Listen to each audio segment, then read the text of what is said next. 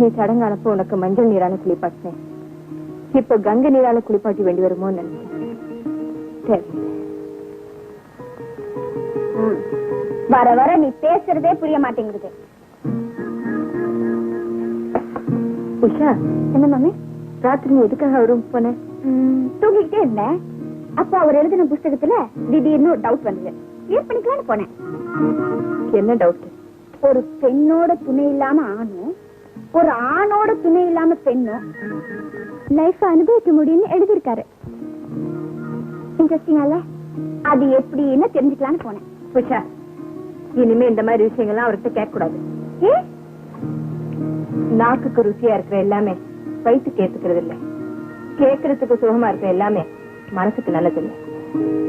என் அனுபவத்தை சொல்றேன்.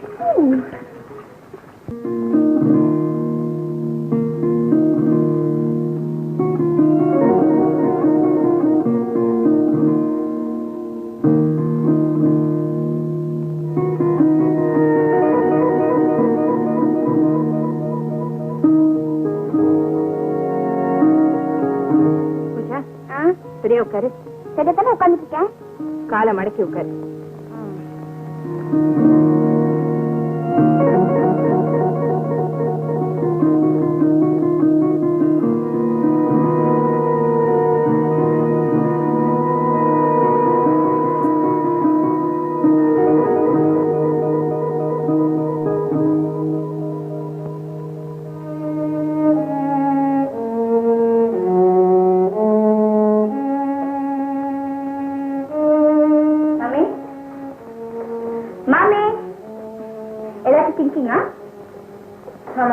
எது பத்தி?